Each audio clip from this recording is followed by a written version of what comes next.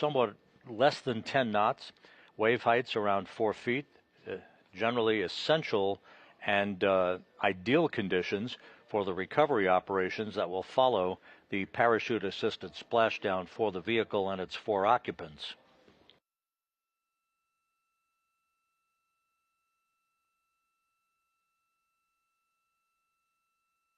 There will be a number of entry preparation activities throughout the course of the day. Later this afternoon, there will be a conference between the flight director, Rick Henfling, and the crew to talk about entry procedures. The crew will receive from the flight dynamics officer what is called an entry pad.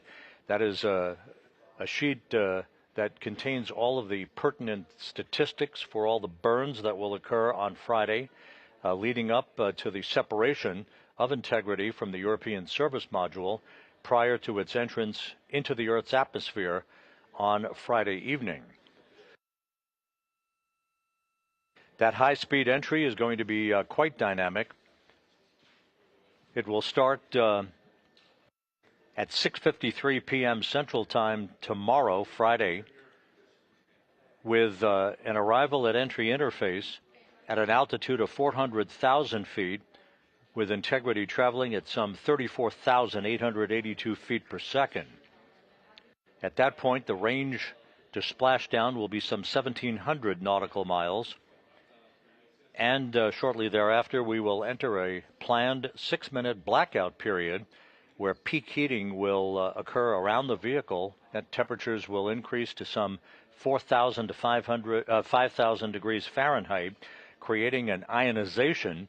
As Integrity's heat shield repels that heat, it will create a plasma shield that will prevent communications between ground controllers here in Mission Control and the vehicle.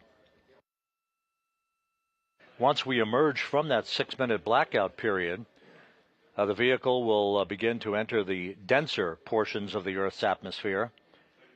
We'll conduct a series of roll reversals to bleed off excess speed, with its onboard computers targeting a splashdown at 7:07 p.m. Central Time, 5:07 p.m. Pacific Time, to wrap up this historic mission, flying around the moon and the first crewed mission on the Orion spacecraft.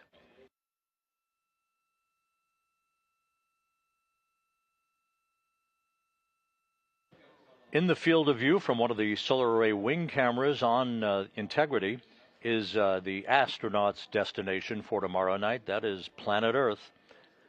It's winking back at you as we approach the halfway mark in this mission back home. And again, we will reach that halfway home mark just 8 hours and 8 minutes from now, around 7:05 p.m. Central Time.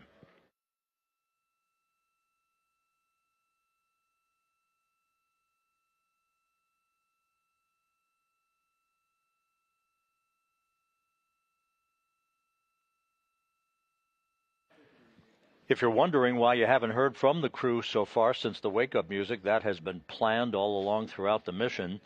The wake-up music designed to do just what it is intended to, wake the crew up. They'll be on the Orion to Earth comm loop shortly, talking to flight controllers here in Mission Control in Houston. One programming note: our mission status briefing for the day is scheduled at 2:30 p.m. Central Time, 3:30 p.m. Eastern Time, where you'll hear all of the latest information about the status of Integrity Systems and preparations for its splashdown in the Pacific on Friday evening. We'll delve in much more detail about the entry timeline as the day goes along. Out in the Pacific, the recovery ship, the USS John P. Murtha, is moving towards its recovery position off the coast of San Diego, and will be at the ready to begin the recovery of the crew once they splash down. Shortly after splashdown, a series of 5 inflatable airbags called the Crew Module Uprighting System, or CMOOS as you will hear it referred to, they will be inflated with helium and will maintain an upright position for Integrity to facilitate the erection of a large raft called the front porch that will be buttressed alongside the hatch to Integrity to enable Navy divers to open the hatch and extract the crew members so they can be hoisted one by one in alternating fashion into two hovering helicopters that will fly then a short distance to the deck of the John P. Murtha, where the crew will leave those helicopters and be brought into medical bay on the ship for post-flight medical exams.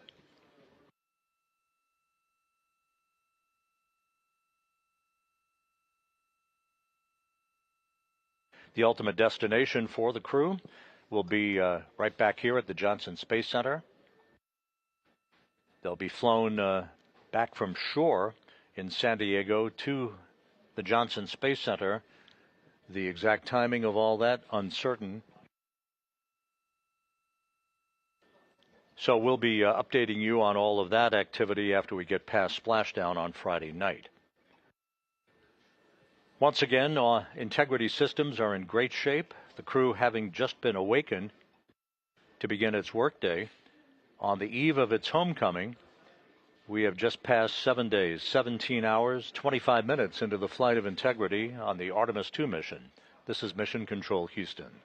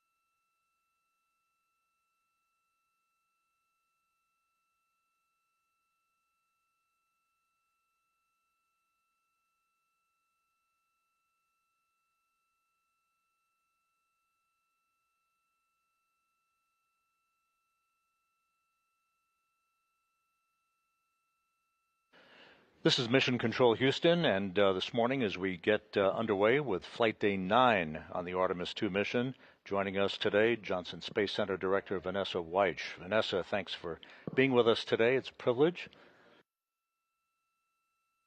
What a phenomenal mission we've been having. So excited to be here. It is historic in nature. We're about 32 hours until we're expecting the crew to splash down in the Pacific to complete the mission. Big picture, the history-making aspects of the mission are clearly delineated, but in your mind, the significance of what we are pulling off here this week and what it means for the future. You know, Rob, it's just it's hard to describe the significance of this mission. We have building and planning our teams towards this for quite some time. The Orion spacecraft is managed here at the Johnson Space Center.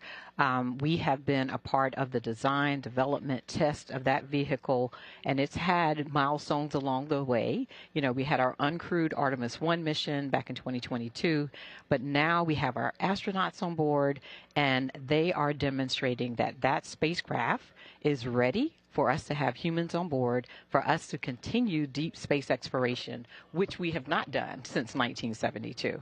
So this is the Artemis generation. This is our generation's opportunity to explore and to build from what Apollo did, but moving to the moon, we're now going to have a moon base. We're going to learn how to live there. We're going to go to Mars. It opens up all of the universe. It's just amazing for human exploration. And one of the building blocks that I think some people may have forgotten about this week in the glow of Artemis II is just down the hall in the International Space Station Flight Control Room, where we've had a continuous human presence for over 25 years. The integration, the synergy, if you will, between the ISS Flight Control Room, this Flight Control Room, all of the programs that are building blocks, what does that say to you? Rob, this place is buzzing. Mission Control right now, we are controlling a spacecraft that is in low Earth orbit and one that is in deep space that's hurling its way back to Earth. And so just think about it. We have been, as you said, with the International Space Station, learning to have continuous presence in an environment that is far different than what we have here on Earth. And so the experiments that we're able to do with the space station allows us, it enables what we can do in deep space. The systems that we're using for our environmental control systems on board Orion are building blocks from what we have on the International Space Station. It's just, for us right here at the Johnson Space Center right now, this is an amazing time, and I am so proud. I am so proud of all of the teams, the flight controllers in this room and the flight controllers that are in ISS, and we are preparing for the International Space Station itself. They have a big dynamic operation coming up very soon. And all of that is happening all at the same time, and we're making it happen. I joke with people sometimes about the significance of the IQ that exists in this room and the ISS room all around the center. Brilliant people, great engineers who have tremendous training. How does the Johnson Space Center cultivate such a talent force, if you will, and maintain it as we move into a new era of space exploration? You know, Rob, I started my career here at the Johnson Space Center. I've had the opportunity to work with all of our NASA centers. I had an opportunity to be at NASA headquarters. But what we do with our individuals here at Johnson is we work in team environments, and we make sure that when a younger employee comes in, they do on-the-job training. Everyone is exposed to their position so that they can learn. We nurture, we mentor them so that they are ready. And we do that in our engineering organizations, we do that in our science organizations, and in our operations teams. It's all about learning from the past so that when you're the one that's in the chair, when you're the flight director that's running this room, you've had opportunities before you to be able to train and be ready for that job. Everybody wants the magic question, how do you feel? How do you feel? How are you going to feel tomorrow when you see Orion under those chutes, and ultimately when the hatch opens and you see this crew emerge onto that life raft? It's almost like you've seen it in the movies before, but it's going to be for real on Friday night. Rob, I'll tell you, I was at the launch, And the feeling that I had then, which was really one of, we really have them on board, and we lit that rocket and it took off, and there they went. And every single moment since, I have been living the dream of, this is what we have been training for. This is what we've been getting ready for many years. And so when they land, I don't know if I'm going to be able to contain the pride, the joy, and it's of not just our teams, not just of those astronauts, because they have been doing an amazing job, but it's people all around the world that have contributed to this mission. And so I'm going to have probably, it's going to take me a while to stop smiling. I'm going to tell you that, and get my feet back on the ground. Well, we appreciate everything you do for us here, Vanessa, and we appreciate your time today, and certainly looking forward to tomorrow night, that's for sure. For sure. And thank you. Thank you so much, and thank you to our entire team. Everyone, as I said, is just doing a fabulous job. Thank you. Vanessa Weich, Johnson Space Center Director. It's a busy place for sure. Action just about to get underway aboard Orion for Flight Day 9 on the eve of the astronauts' homecoming on this historic mission.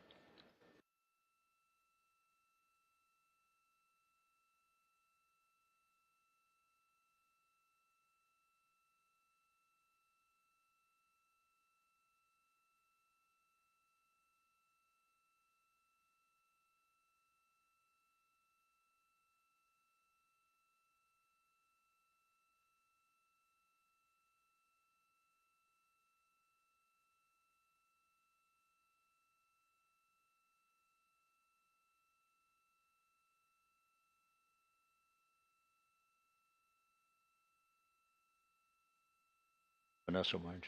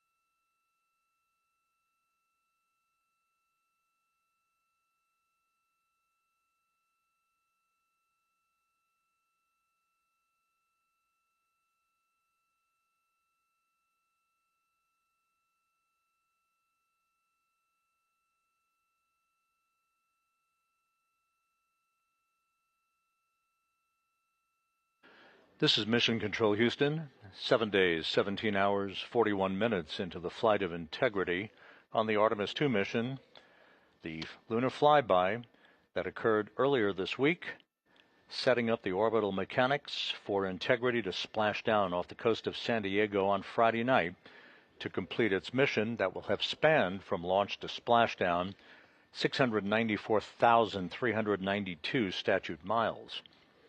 As you can see in this data-generated visualization, we're just about at the halfway point between the moon and the Earth, halfway home.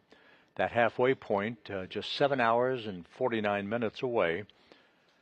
And the velocity of Integrity as it heads back toward Earth will begin to increase dramatically at that point as the tug of Earth's gravity continues to pull at the spacecraft, resulting in a splashdown at 7:07 p.m. Central Time, 5:07 p.m. Pacific Time on Friday evening.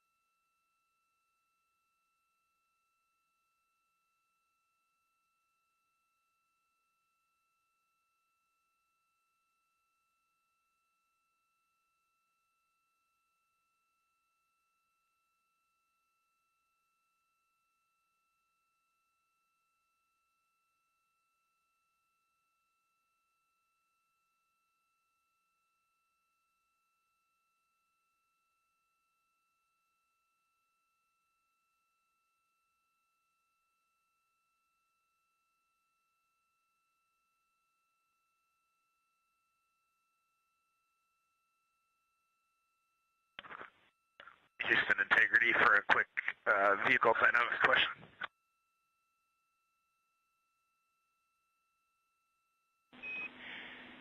Good morning, Reed. We're here. What's your question? Hey, Jackie. You know in the sim how we get that clicking talk sound? Did you say clicking prop, P-R-O-P sound? Clock? No, that like clicking talk, T-O-C-K sound, and that comes up in the sim. It's like a thunk, thunk, thunk, thunk, and we always wondered if that was in the vehicle. You know the sound I'm talking about? Yes, we're all smiling down here and nodding. Yeah, exactly. Well, we have never had that sound on this entire mission until about 1 minute ago, and now it's coming back. So we were just wondering, is there any commanding or anything that is going on that's entry prep related that could be creating that sound? We might have an idea. Give us 1 minute, and I'll get back to you with an answer. Okay, it is on it almost sounds like it's right outside the pressure hull on the port side of the vehicle.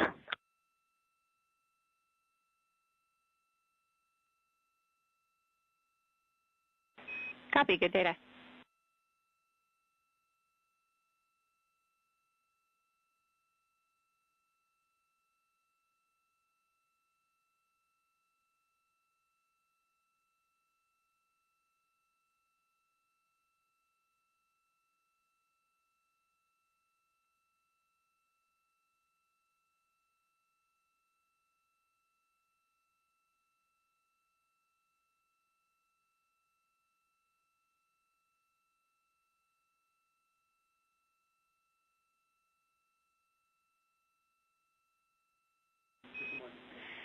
Integrity Houston, for an answer on the sounds. We were just down here checking out your System 1 ammonia, which is on the port side. We think that may be the source, and we are about to uplink some commands to activate System 2 on the starboard side. We will let you know when to expect that activation, and you can let us know what you hear. Okay, that's perfect. And we do see what we suspect are some flakes from that system out the windows. Houston copies.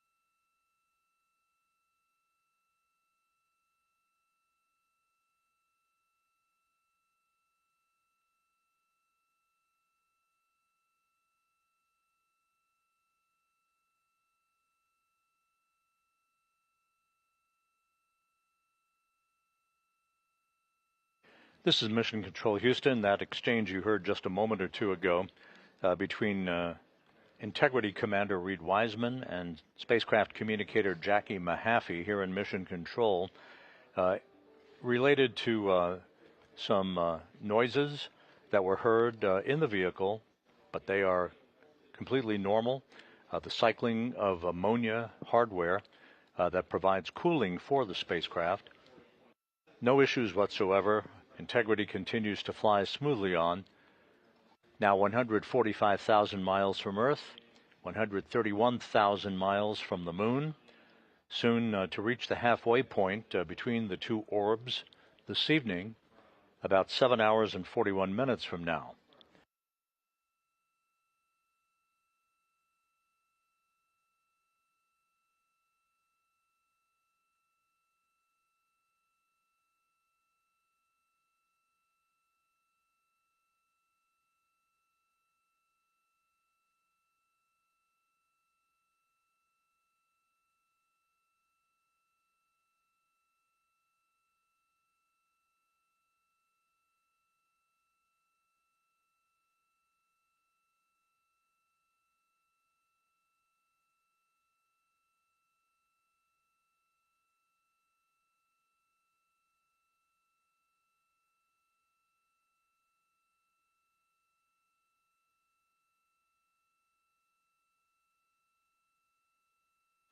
Aboard Integrity, the 4 astronauts, Commander Reed Wiseman, pilot Victor Glover, and mission specialists Christina Cook and Jeremy Hansen, are in their post-sleep period, reviewing their morning mail, having an opportunity to get a bite to eat as they are set up for the day before entry work that lies ahead that will include stowage preparations, basically keeping the cabin shipshape and putting away all of the items that they have used during the course of the mission.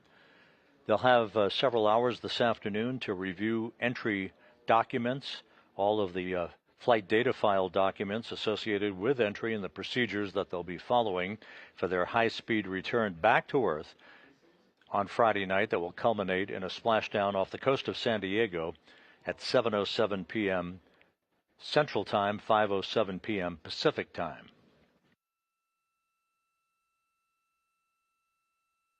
They will have a conference with Flight Director Judd Freeling a bit later. Not Judd Freeling. Judd Freeling was the Ascent Flight Director. He is sitting on console with the Entry Flight Director, Rick Henfling. Henfling will have the conference with the crew a bit later today to review those entry procedures. And the last item of business for the crew late this evening will be the configuration of the crew cabin so that when they wake up on Friday, everything will be stowed and ready for their trip back to Earth. There is one thruster firing that is scheduled for this evening at 9:53 p.m. Central Time. That will be the return trajectory correction number 2 burn, the RTC-2 burn, an 8-second burn of the thrusters on the European service module that will induce a change in velocity of 4.2 feet per second. This, the next to last major burn of the mission that will fine-tune the trajectory for Integrity so that it hits the sweet spot in the corridor across the Pacific for entry interface, where Integrity will reach the first traces of Earth's atmosphere at an altitude of 400,000 feet and begin its high-speed descent back to Earth. From the point at which Integrity reaches entry interface, we're going to have about a 14-minute period between entry interface and splashdown. The speed of the spacecraft will reach a peak speed of about 23,839 miles an hour. That equates to about 32 times the speed of sound. Those numbers could be refined by flight dynamics in real time as we get there tomorrow, and we'll certainly report that. The splashdown velocity for Integrity and its crew will have slowed to a mere 19 miles per hour. That's thanks to a series of 11 different parachutes that will be employed during the entry sequence.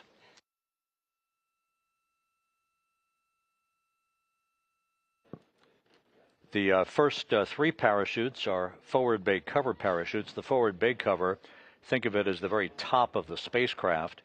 Those forward bay cover parachutes are used in conjunction with pyrotechnic thrusters to ensure the separation of the forward bay cover that has protected Orion and its parachutes during the heat of reentry. Those 3 forward bay covered parachutes are 7 feet in diameter, 8 pounds apiece, 100% Kevlar material.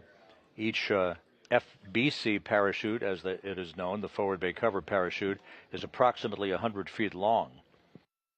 Those will be deployed at an altitude of 26,500 feet in altitude, while the vehicle is traveling at about 324 miles an hour.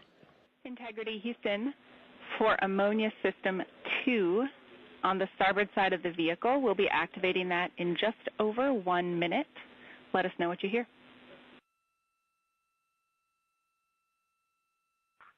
Copy that.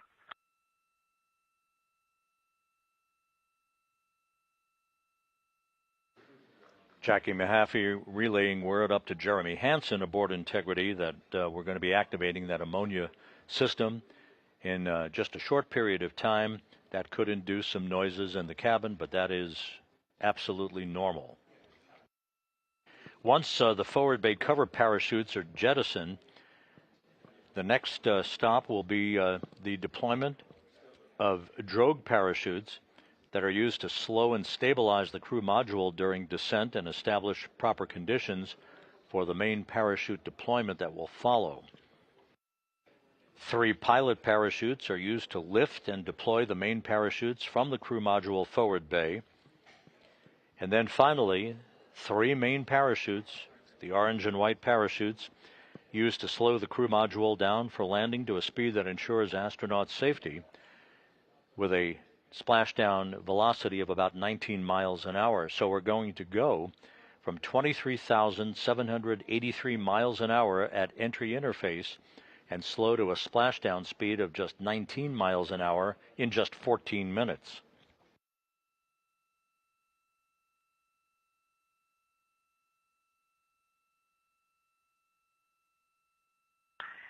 Jackie, we hear the sound. It is the same as on the port side, now on the starboard side, very distinct. Houston copies. Thanks for the data.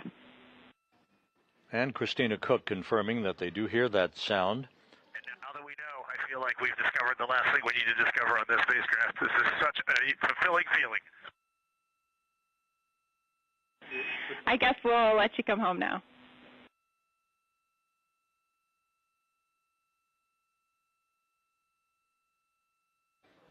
Reed Wiseman assuring everyone. And integrity for PCD2 and Victor, the mail sync is complete if you haven't noticed that already, and you can go back into your mail.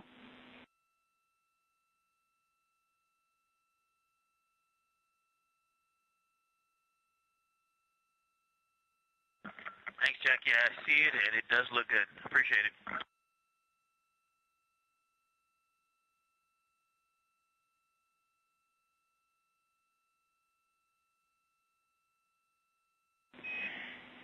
Good to hear. And Victor, we are still getting some of the final ops product updates onto your PCD.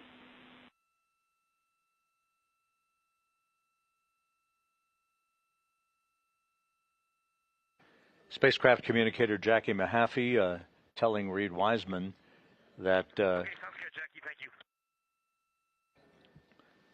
some of the other operations products, the ops products, as she indicated, that are being loaded onto their portable computer devices, basically a tablet that they use where all of the flight data file information and the updated flight notes that are uplinked to the crew can be viewed by the crew during the course of the mission.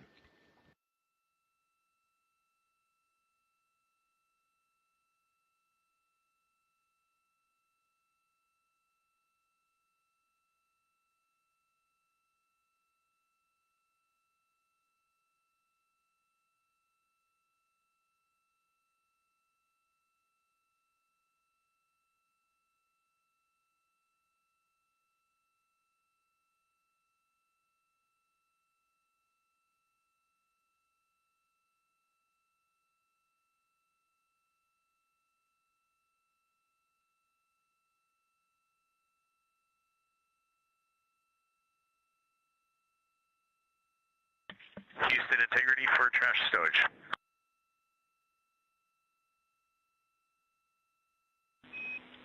Go ahead.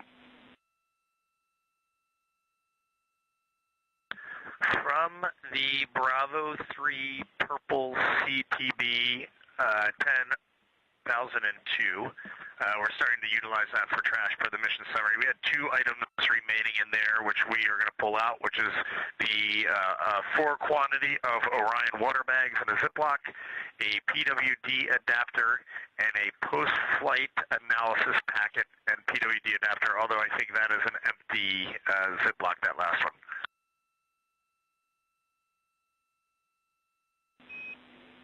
Houston copies. Thanks for helping us track it. And the post-flight analysis packet is not empty. There is a like a water adapter and a water packet in there. We copy. Do you want us to leave all those items in the B3 small CTV, or you want us to pull them out and put them somewhere else? Checking.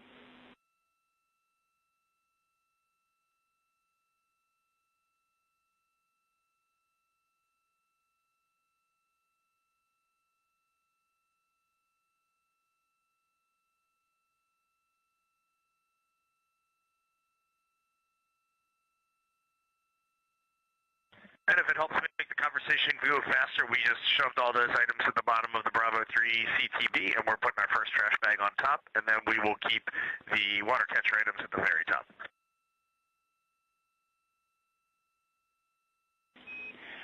We like that plan. Again, Jackie Mahaffey, the spacecraft communicator here in Mission Control, seated next to Entry Flight Director Rick Henfling. This is the shift that has replaced the Orbit 1 shift, if you will, that was under the direction of the lead flight director for the mission, Jeff Radigan. Radigan completed his final shift of the mission yesterday. Henfling is in the flight director's chair today, presiding over all of the entry preparations that will set up Integrity for its high-speed return back to Earth on Friday.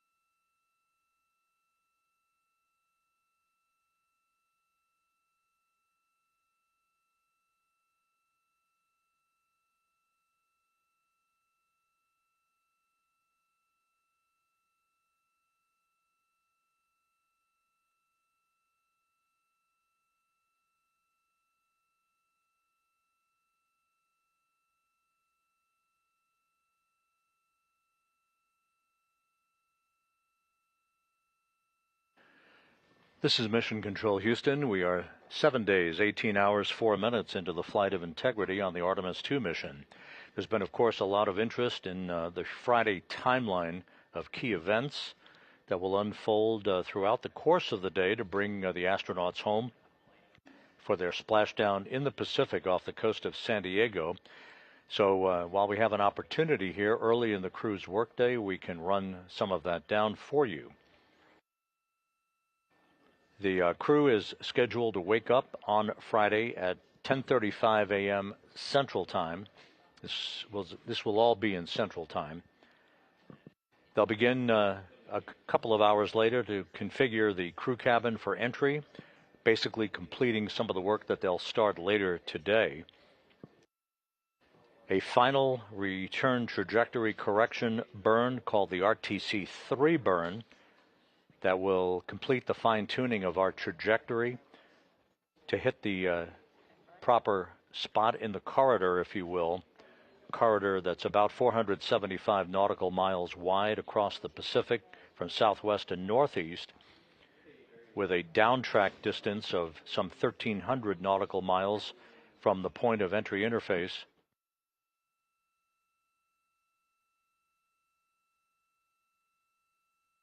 The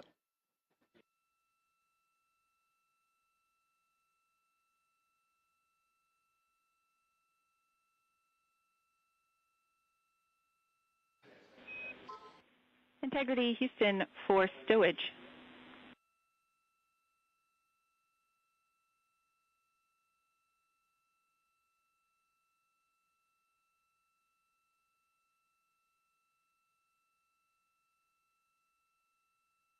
The corridor that I'm referencing is basically a cone, if you will, that stretches across the Pacific Ocean that ranges on a distance from the point of entry interface. That's the point where integrity will reach the first traces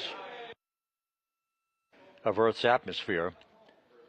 That downtrack distance ranges from about 1,300 nautical miles to some 1,775 nautical miles from the point of entry interface. And of course, the further downtrack we go, the closer to the coast of San Diego we will be, and the closest we will be to the recovery ship, the USS John P. Murtha.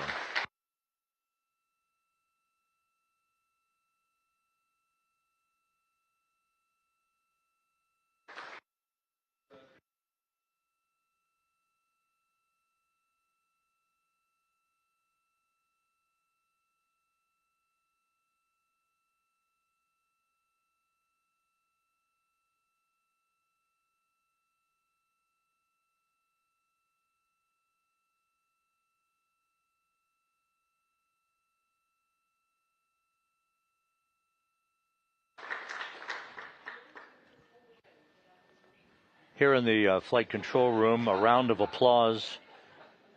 Rick Henfling, the entry flight director, took a moment to recognize Kelsey Young, the chief science officer for the Artemis II mission, whose guidance in selecting lunar targets has resulted in some of the spectacular photography you've seen.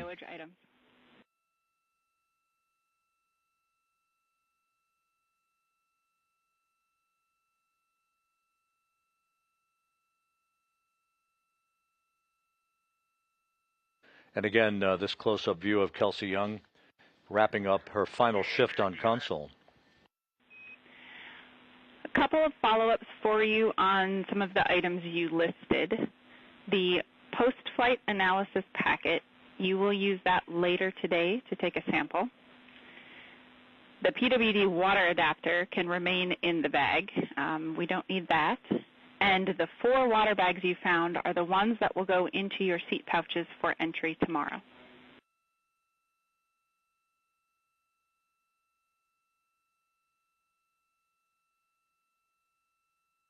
Well, I'm really grateful that people were listening and helped us pull those things to the top of that bag. Thank you very much.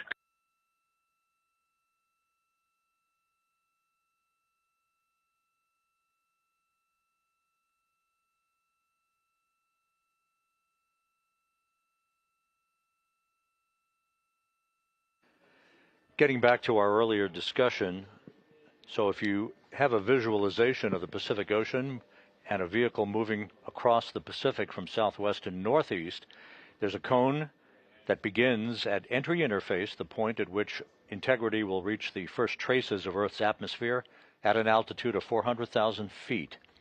At that point, the astronauts will feel the first sensation of Earth's gravity since they launched from the Kennedy Space Center back on April 1st. That cone stretches from about 1,300 nautical miles all the way toward the coast of San Diego to a downrange distance from the point of entry interface of 1,775 nautical miles. We want to get to that sweet spot near the coast of San Diego for a bullseye splashdown to put the vehicle, the spacecraft, in close proximity to the USS John P. Murtha. The Murtha will be poised about 3 miles away from the intended splashdown target. Those numbers will be refined as we approach a much closer point towards the entry of integrity tomorrow, but we are committed, of course, through orbital mechanics, to a splashdown in the Pacific tomorrow at 7:07 p.m. Central Time, 5:07 p.m. Pacific Time.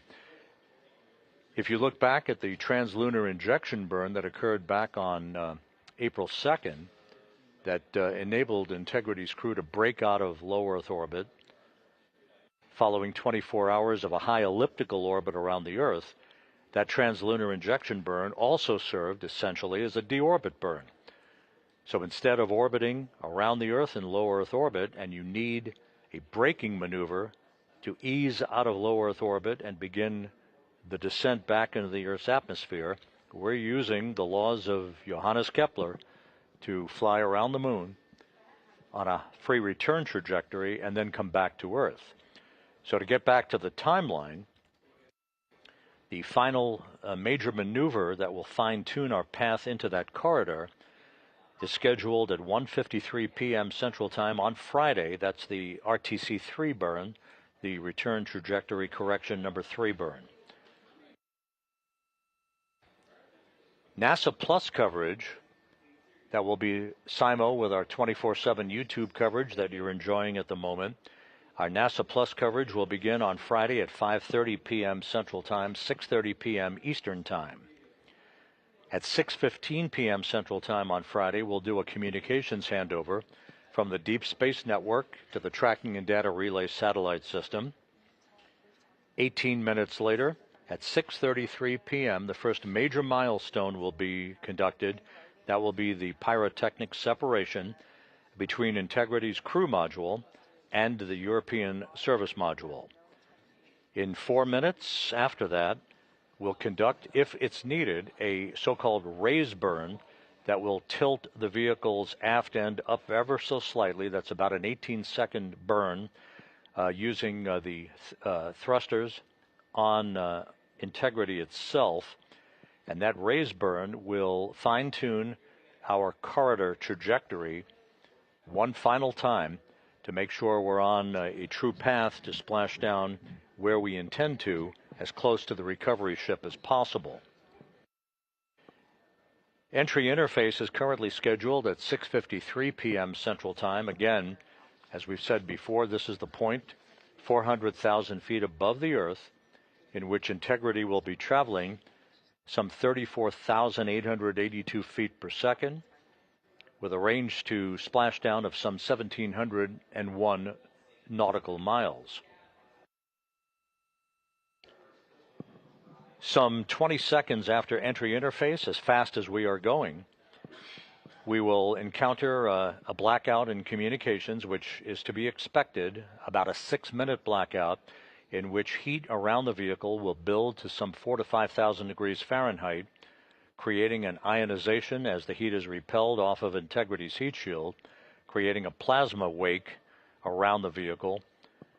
It will be impossible to communicate with the crew or receive data from Integrity for about a 6-minute period. We should be emerging from that blackout just a few seconds before 7 p.m. Central Time, or about 7 minutes before splashdown. There will be a series of role reversals in which the onboard computers will command Orion to roll to the left, to roll to the right. That is designed to bleed off excess energy and reduce speed naturally as the spacecraft begins its descent into the lower regions of the Earth's atmosphere, with the onboard computers targeting that splashdown off the coast of San Diego. We are expecting the forward bay cover chute deploy to occur at 7:03 and 22 seconds p.m. Central Time, followed by the deployment of the drogue chutes just seconds later, and the deployment of the main chutes at 7:04 and 44 seconds p.m. Central Time, which will be about 2.5 minutes before splashdown in the Pacific. We'll continue to update you with those numbers as the day goes along, and of course again tomorrow, but that is a snapshot of the entry profile for Integrity that will bring the Artemis II mission to a conclusion.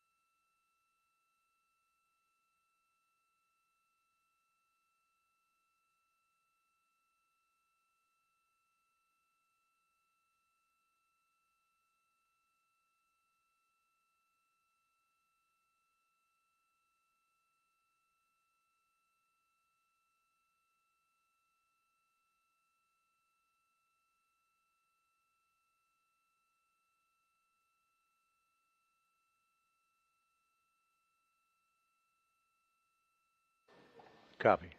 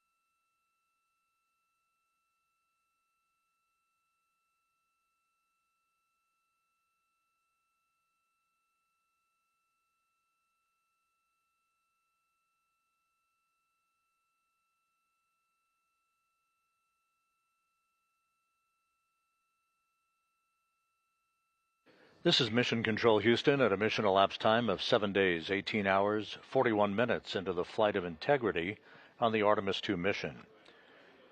All quiet here in the Mission Control Room, the Artemis Flight Control Room, also known as the White Flight Control Room here at the Johnson Space Center in Houston.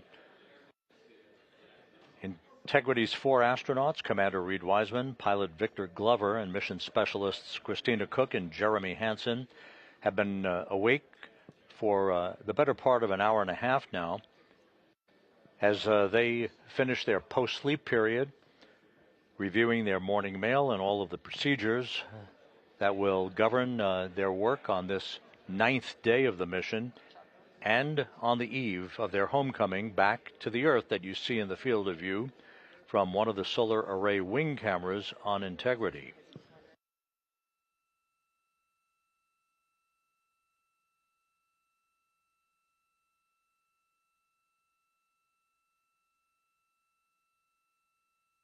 Integrity systems continue to function in great fashion. No significant issues being worked by the flight control team here in Mission Control. This is a day in which the crew will begin to pack up their crew cabin and spend time both with Flight Director Rick Henfling this afternoon, as well as themselves reviewing all of their flight data file procedures that will be part of the entry timeline on Friday.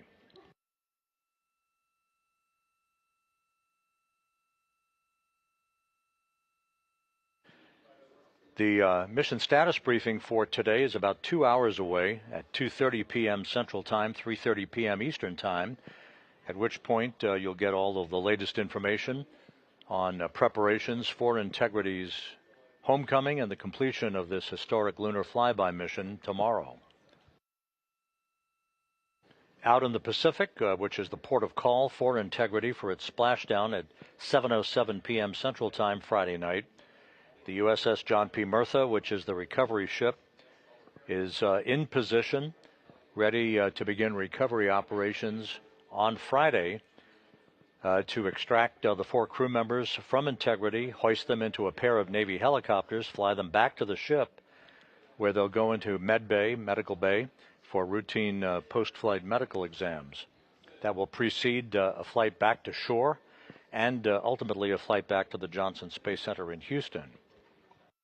There have been questions about the order of extraction from the vehicle once we have splashdown and once we are in a stable 1 or upright configuration to enable the fast boats and the Navy divers to approach the spacecraft for the opening of the hatch to Integrity.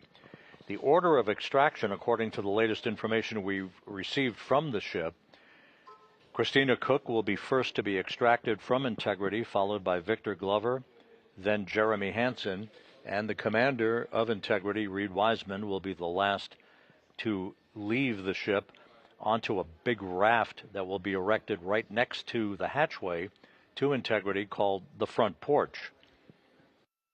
There will be a period in which Navy divers and medical personnel will have a chance to check out the crew before they're hoisted one by one in sequential fashion to the helicopters. Christina Cook will be first to be hoisted into helicopter number 1, Jeremy Hansen into helicopter number 2, Victor Glover into helicopter number 1, and Reed Wiseman into helicopter number 2. So Cook and Glover will have a short ride then back to the deck of the USS John P. Murtha. Jeremy Hansen will accompany Reed Wiseman on the second helicopter for a short trip back to the deck of the ship.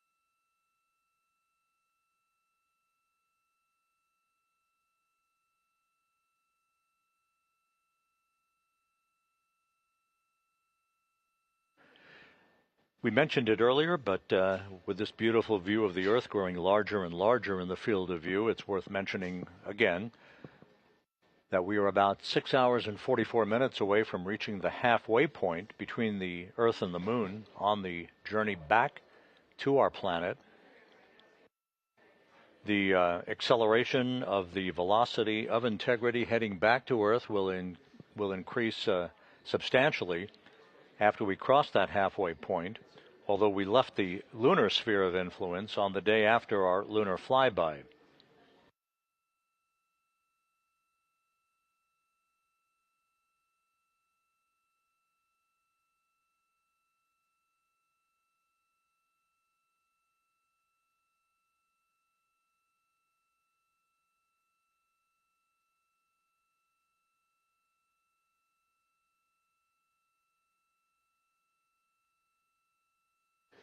The mission management team meeting today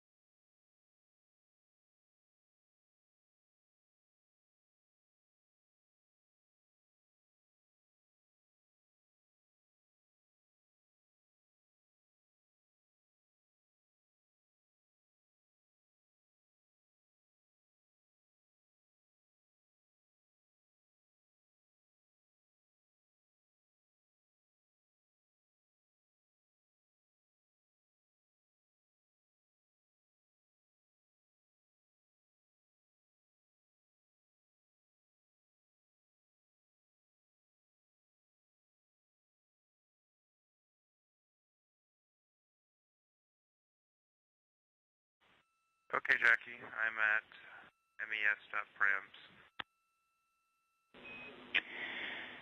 We've got two voids we'd like you to check. The numbers are 34600 and 34601. You'll enter those one at a time via tab stop 1 and then select Load Void Parameters.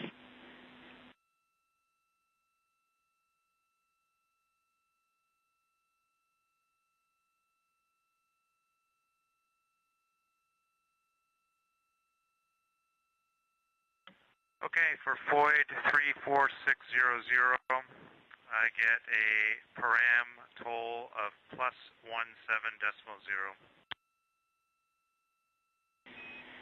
And the mode is respond.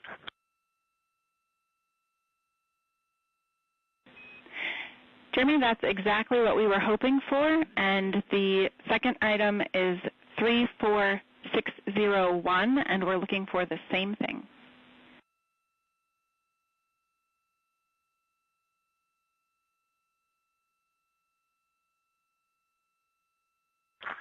Okay, for void 34601, it's in respond, and it has the same value of +17.0.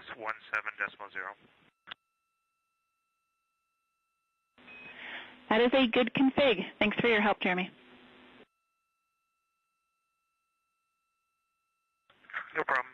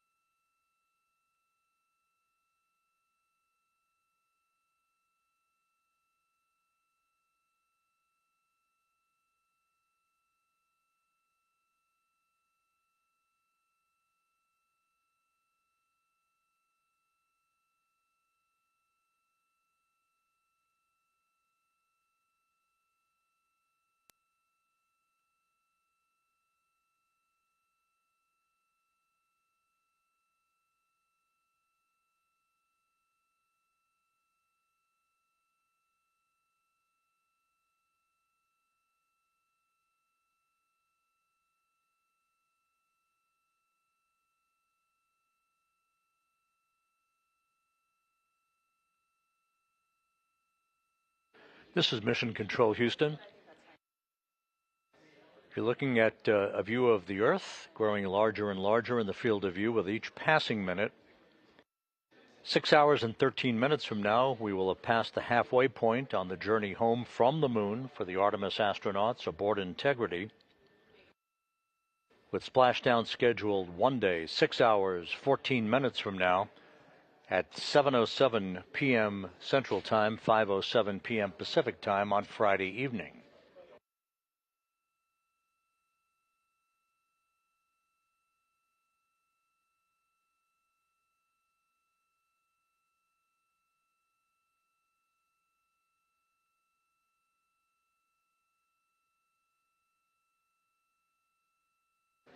We're just a few minutes away from the daily planning conference between the flight control team here in Mission Control and the crew aboard Integrity, Commander Reed Wiseman, pilot Victor Glover, and mission specialists Christina Cook and Jeremy Hansen. A quick tag-up in which the flight control team will review the day's work that lies ahead for Integrity's astronauts in their final full day in space.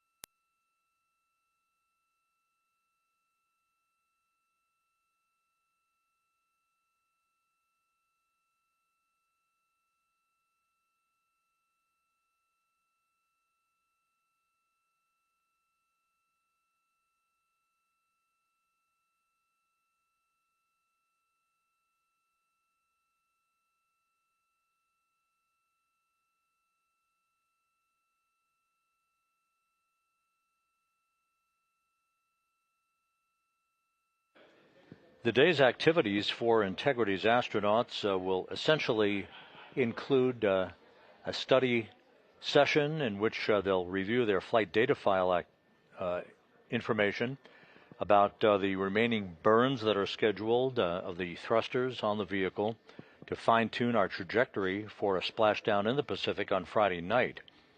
The next burn that is scheduled is RTC-2, the return trajectory correction burn, essentially fine-tuning the path of Integrity to meet the corridor that we desire for entry interface and the final transit across the Pacific Ocean from southwest to northeast that will take us to a splashdown point at 7:07 p.m. Central Time on Friday evening. That RTC-2 burn is scheduled at 9:53 p.m. Central Time this evening. It is scheduled to be an 8-second burn with a resulting change in velocity of 4.2 feet per second.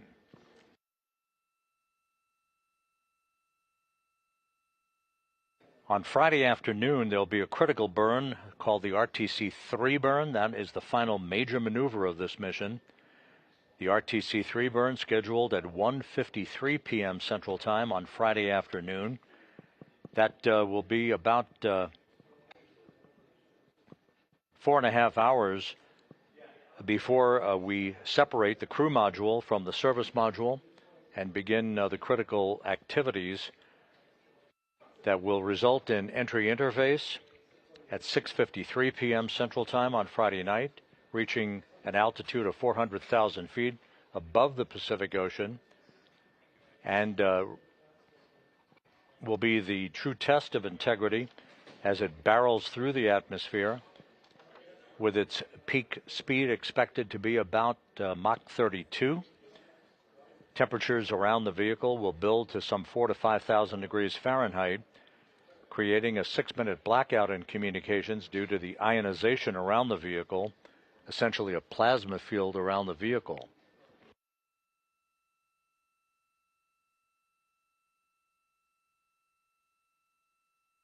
Once we emerge from the blackout, a series of chutes will be deployed, the key final chute deployment being the main chute deploy at 7:04 p.m. Central Time, and splashdown again scheduled at 7:07 p.m. Central Time, 2.5 hours before sunset at the splashdown site, which will be 5:07 p.m. Pacific Time.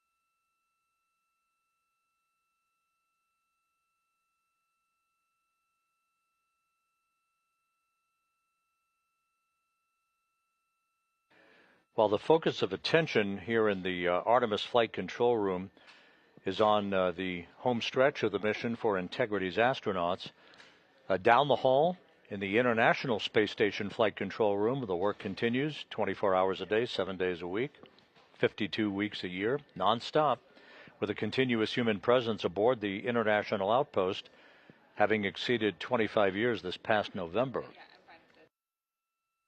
The flight control team that's on console in the International Space Station Flight Control Room is beginning to turn its attention to the scheduled launch of a SpaceX Falcon 9 rocket from the Cape Canaveral Space Force Station on Saturday morning at 6:41 a.m. Central Time, 7:41 a.m. Eastern Time, to place the Northrop Grumman Cygnus NG-24 cargo craft into orbit on a 2-day journey to reach the International Space Station and to deliver more than 3 tons of food, fuel, and supplies for the Expedition 74 crew aboard the orbital outpost. The launch of the christened SS Steve Nagel Cygnus cargo ship will result in a robotic capture, with NASA astronauts Jack Hathaway and Chris Williams at the controls of the Canadarm2 robotic arm. That robotic capture on Monday morning is scheduled at 11:50 a.m. Central Time, 12:50 p.m. Eastern Time. NASA Plus will provide coverage of the Falcon 9 launch of the Cygnus spacecraft for Northrop Grumman and the resulting capture of Cygnus and its installation that will occur several hours later. The installation will be covered in a blog, but we will cover the rendezvous and capture in its terminal phase on Monday morning. Again, launch scheduled on Saturday from the Cape Canaveral Space Force Station at 6:41 a.m. Central Time, 7:41 a.m. Eastern Time.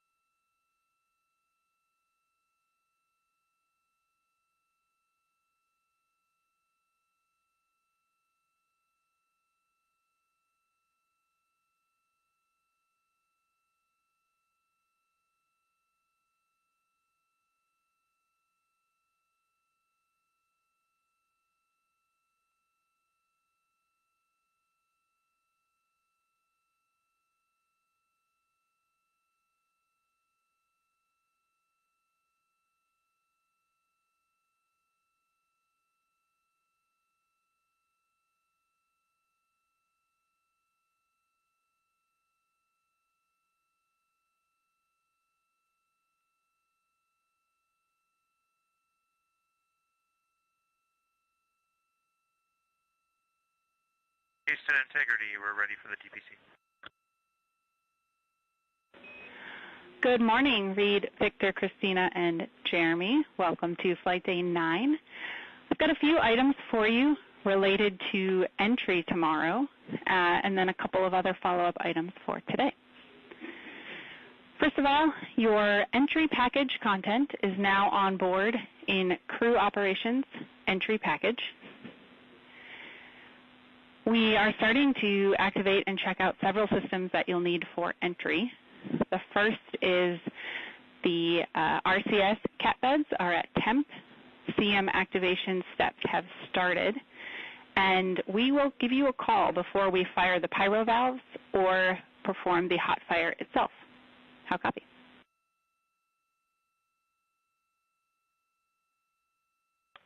Okay, we copy all that, and we appreciate the heads up on the activation and the hot fire. Yeah, we figured that may be of interest to you.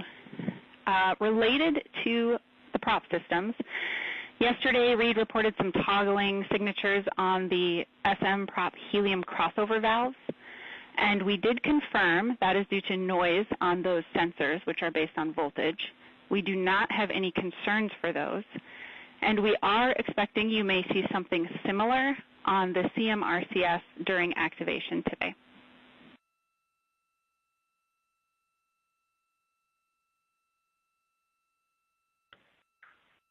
Okay, Jackie. Thanks for the heads up on that as well. All right, 3 other good news items for entry. We had a good ammonia system checkout, as you heard this morning. Your cool loop pumps are on Bravo side. For GNC, you've got 3 good barrows. They are now off OFF again. And you have 2 good GPS. We plan to keep those on. Finally, your recovery ship is on station in the Pacific, and there is no change to the weather forecast from yesterday.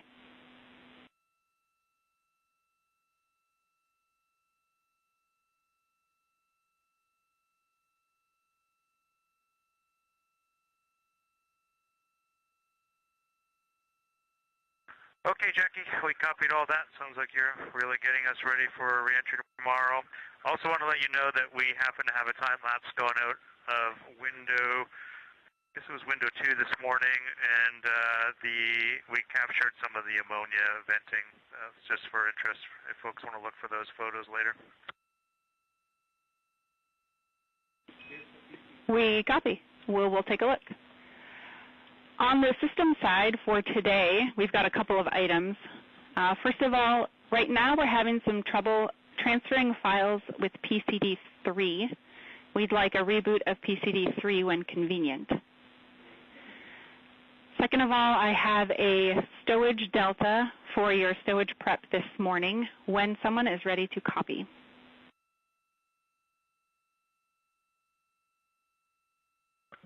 Okay, I can copy that. In Locker Delta, bag 8 with a blue label, you should find a temp and humidity logger.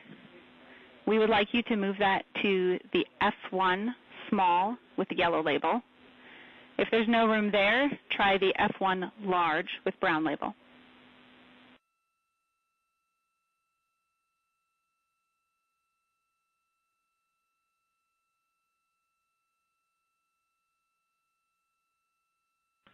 Okay, we copy that. We'd seen that earlier, and it's tiny. We'll be able to fit it where you want it. Sounds great. We also had one other stowage question for you. We are wondering if you all happened to find any small items of joy in Alpha 2 or F4 small bag.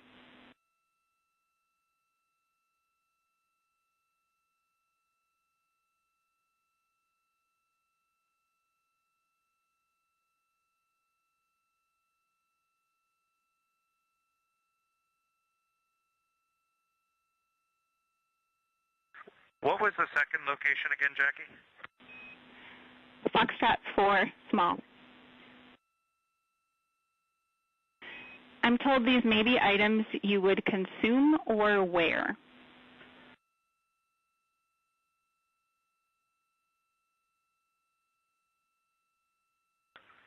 Yeah, we were really pleasantly surprised to find some pretty cool socks. So that we found. However, we haven't found the thing we can consume yet, and I'm assuming that would have come out of F4, but we'll have to have another look. We think that is in Alpha 2, unless Reed has drank all of them.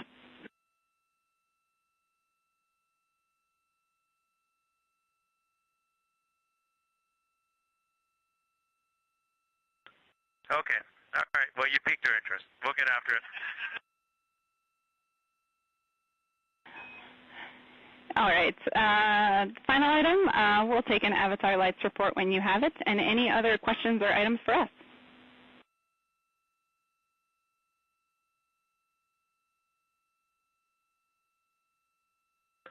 Okay, for Avatar, it's the same as yesterday. Just light 14 on the bottom row is not lit. Everything else is lit. And just want to let you know, we did sign it and get the images as requested. We do have a question for you on toilet. I'll let you chew on it and let us know. But how many voids do you think we have between now and entry? And can we use them at our own discretion between now and tomorrow? And a follow-on to that is, what our preference would be is to use some CCUs tomorrow and pack them prior to entry. So if you can accommodate that planning for us, we would appreciate it. We don't want to pack CCUs tonight. Final thing is, that's not the final thing, a couple more things. We had another look at the FOD on the window. What we were showing you from yesterday was window 2, not window 3, just to make sure that that's clear. And we can't get a perpendicular picture because it's too far in the corner and the glasses just aren't parallel, or the two panes are not parallel at that position. So we've kind of given you the best we can so far. If we get sun on the windows at some point today, it would be worth letting us know. We can try to take another picture because it shows up a lot better when it's sunlit, and we haven't seen that since you asked for more pictures. In addition, the Z9 pixels have been cleaned up. That was a good tip. Thanks for doing that. And I'll read you some AGA numbers. We've got CO2 of 2.7, O2 is 22.0, temperature 74.8, and the pressure is 14.7. And our final request is we would like a private with the flight director, but it's not urgent. That is at their convenience.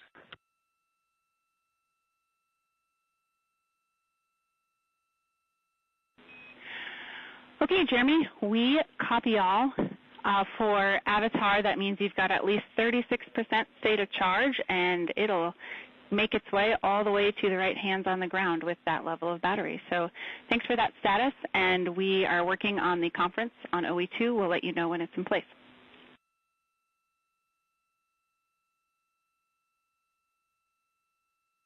Okay, wonderful. Thanks for the Orbit 1 team picture. That's so great to see, and we're still waiting on Orbit 2, so we'll want to see that tomorrow before we come back. And we're glad that Avatar is keeping our cells alive. We've been working hard to keep the cells in our bodies alive, and that little box is doing the same, so that's great stuff. All right, we'll get after it. Lots to do today.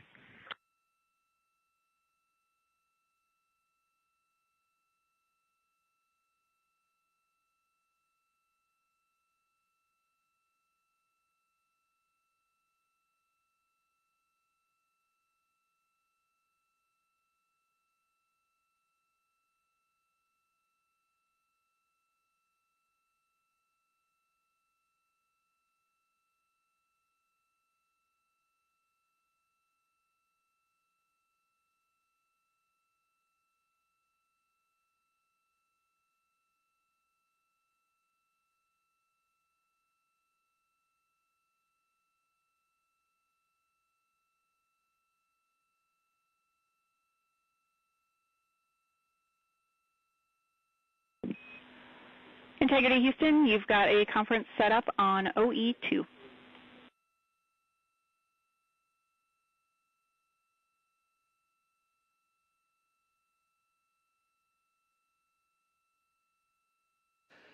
This is Mission Control Houston.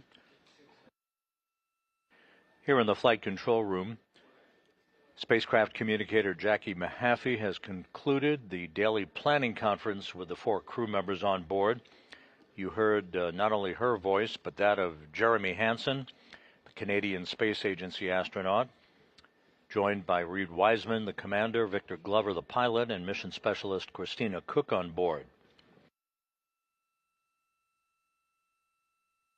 The daily planning conference running down a series of activities that lie ahead for the crew, with the highlight the start of the stowage of items aboard Integrity that will result in entry and splashdown off the coast of San Diego at 7:07 p.m. Central Time, 5:07 p.m. Pacific Time on Friday night.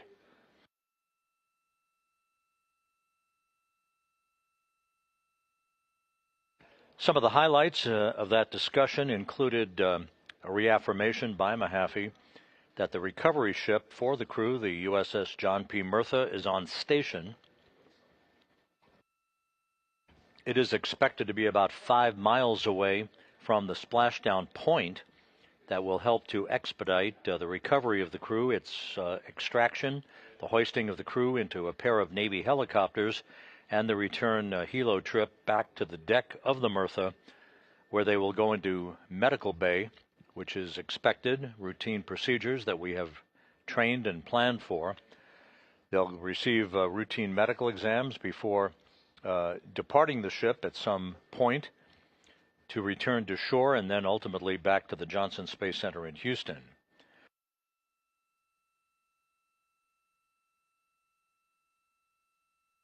An early checkout of the Global Positioning System satellite hardware on board Integrity, so it understands its position relative to the Earth. All of that equipment is functioning perfectly, along with barrows, as you heard referenced. Those are barometric pressure sensors that ultimately will test and provide the onboard computers the information it needs to understand its distance from the splashdown site, its rate of descent, and its velocity, triggering other critical vehicle functions, such as the deployment of the series of parachutes. First, the chutes that will pull the forward bay cover off the top of the vehicle, then drogue chutes, and following that, the main chutes, the 3 main parachutes, that will slow Integrity from an initial velocity of some 32 times the speed of sound at the point of entry interface to just 19 miles an hour at splashdown. That whole process over a 14-minute period from the time that the vehicle and the astronauts reach the first traces of Earth's atmosphere to the point of splashdown is just 14 minutes in duration. The weather forecast at the splashdown site is go.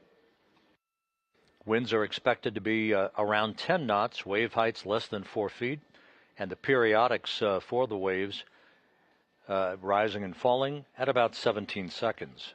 This is ideal weather for the recovery of the crew on Friday night. Given all of the circumstances, everything is in good shape. In about an hour at 2:30 p.m. Central Time, 3:30 p.m. Eastern Time, we will be moving into our mission status briefing for the day, so we invite you to tune in for that. The crew will be provided with more details about its entry milestones later in the day from the flight control team here in Houston. A final public affairs event is scheduled at 6:50 p.m. Central Time this evening. And then about 3 hours later, at 9:53 p.m. Central Time, is the next critical burn, the return trajectory correction number 2 burn, that will further fine-tune Integrity's path to reach the center of the corridor we want entry to occur in tomorrow evening. The RTC-2 burn this evening at 9:53 p.m. Central will be about an 8-second burn of the reaction control system thrusters to amend the velocity by about 4.2 feet per second. .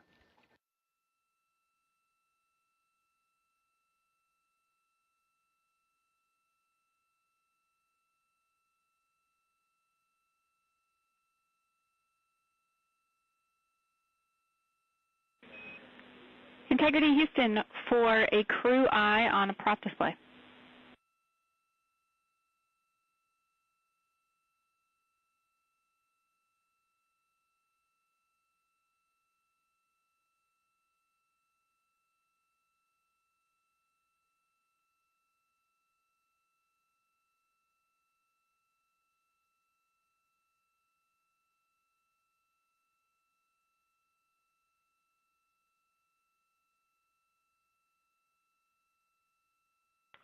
Go ahead, Jackie. I'm with you on DU3.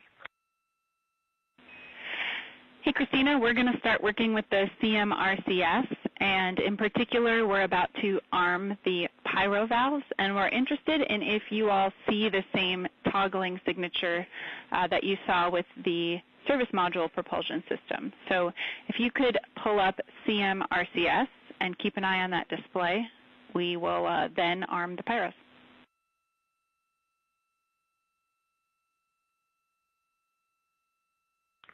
I'm with you on CMRCS. Got my eyes on the pyro A and B valves, and they're already, I'm seeing the behavior of them toggling in between safe and armed already.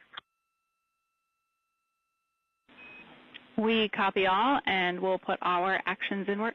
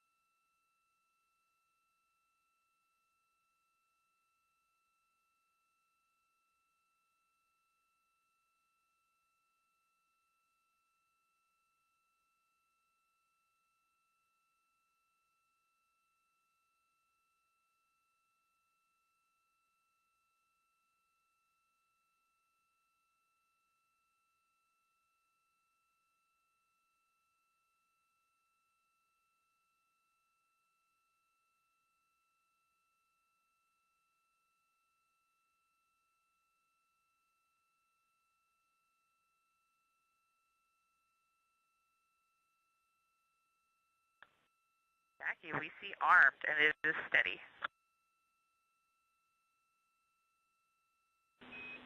Houston copies. Thanks.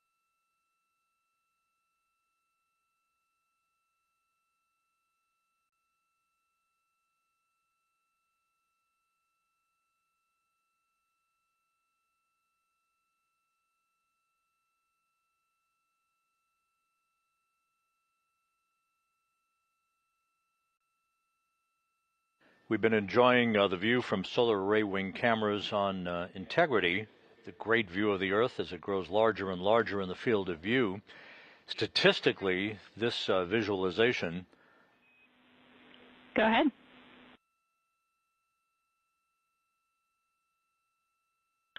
Hey, Jackie, is that the only commanding you were going to do at this time?